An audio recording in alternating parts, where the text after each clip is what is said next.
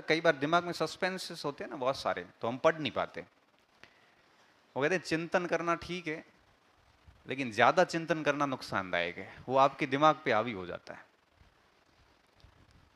तो जब दिमाग में ढेर सारे प्रश्न हो ना कि सिलेबस क्या आएगा, परीक्षाएं कब होगी, इतनी सारी जब डाउट्स होते हैं ना दिमाग में, ये डाउट्स क्या करते हैं, आपको चिंतन अत्यधिक करवाते, ओवर थिंकिंग जिसे हम कहते हैं।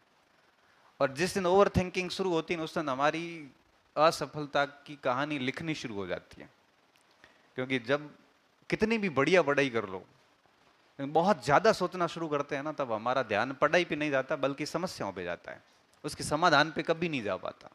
और मैंने देखा कि जो बच्चे बहुत बढ़िया पढ़ाई करते हैं ना, उनके दिमाग में ओवर थिंकिंग होती नहीं है, वो अपना काम करते जाते हैं, उनको पता है एक न एक दिन परीक्षा तो होनी है।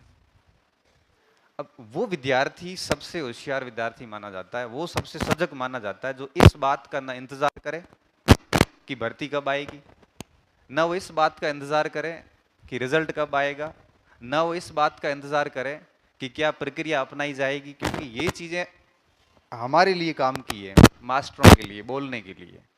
आप अगर खुद से सवाल करोगे ना कि इन 10 दिनों में आपने क्या कुछ सीखा, या क्या कुछ पढ़ा, या क्या कुछ सिलेबस कितना तैयार किया, तो ना आपको अंदर से एक फ्रस्ट्रेशन महसूस होगी, एक खुद के ऊपर गुस्सा सा आएगा। क्यों? क्योंकि आपने 10 दिनों में किया कुछ नहीं, सिलेबस का इंतजार कर रहे हैं। जबकि आपको पता है कि राजस्थान जी के है, उसने 10 दिन हंसते हंसते बिगाड़ दिए। और समय कितना जल्दी जाता है आप यकीन नहीं करोगे। यकीन क्या, आपको तो पता ही है कि जितना हम सोचते हैं ना, उससे कई गुना तेज गति से समय भाग रहा है।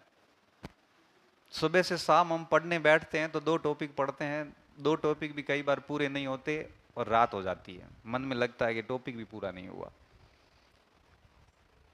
जब इतना जल्दी समय गुजर रहा है और आपके पास में इतना अच्छा खासा सिलेबस है, फिर हमारा एक एक मिनट बर्बाद करना कहीं ना कहीं हमारे रिजल्ट को नेगेटिव करता है। और ये मैं बात इसलिए कह रहा हूं कि जो बीत गई सो बात गई, वो तो 10 दिन गए। लेकिन मैं सलाह ये देना चाहता हूं, एक देखो, मैं भी आपकी तरह एक स्टूडेंट एज से गुजरा हूं, मैं भी एक अभ्यर्थी रहा हूं, मैंने भी परीक्षाएं दी, मैं भी फेल हुआ, मैं भी पास हुआ, मैंने भी उन प्रश्नों का सामना किया जो आजकल आप करते हो।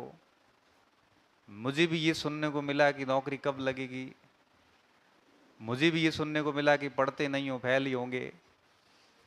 जो सवालों का सामना आप करते हो ना हर दिन, ऐसे सवालों का सामना हर बेरोजगार बच्चा करता है। ठीक है, सब करते हैं। तो मुझे इस यात्रा का बहुत अच्छे से पता है कि कितनी मुश्किल भरी यात्रा है ये केवल पढ़ाई की यात्रा नहीं है, इसमें धैर्य की भी परीक्षा होती है, सहनशीलता की परीक्षा होती है। 2 बच्चे सुना के चले जाते हैं ना, कोई भी, जिनको कोई परीक्षा से लेना देना नहीं है, उस सुनने के बाद भी घर आके थोड़ा सा माइंड को शांत करके फिर पढ़ना शुरू करना पड़ता है। सुनाने वाले का क्या, तो कह के चला जाएगा, और हमारे वो इस तरह से सेट करके, अग्नि सेट करके जाता है कि 5 दिन तक तो दिमाग खराब हुआ रहता है। तो इस स्थिति में भी एक स्टूडेंट को अपने दिमाग को शांत रख के भी पढ़ना पड़ता है। तो मेरी बात का निकष ये है, सार ये है कि आगे का जो समय है आपके पास में, तो सब कुछ छोड़ के ऐसे गुफा में घुस जाना चाहिए जिससे दुनिया से उसका कोई संपर्क ना हो। और मुझे बड़ी दया आती है और बड़ा दुख होता है कि बच्चे 2 दिन पहले भी क्लासेस देख रहे होते हैं, जबकि प्रतियोगिता का एक स्पष्ट नियम है कि एटलीस्ट परीक्षा से 1 महीने पहले आपको भूमिगत हो जाना चाहिए। दुनिया से आपका कोई संपर्क ही नहीं होना चाहिए, आपका कंटेंट और सिर्फ आप, मोबाइल बंद, सभी से संपर्क बंद, और जो कुछ आपने अपनी तैयारी के दौरान पढ़ा है उसको रिवीजन करने का वक्त शुरू हो जाता है। और आपको पता है लास्ट में जो सिलेक्शन होते हैं ना, तो उसके लिए अंतिम महीना बहुत महत्वपूर्ण होता है।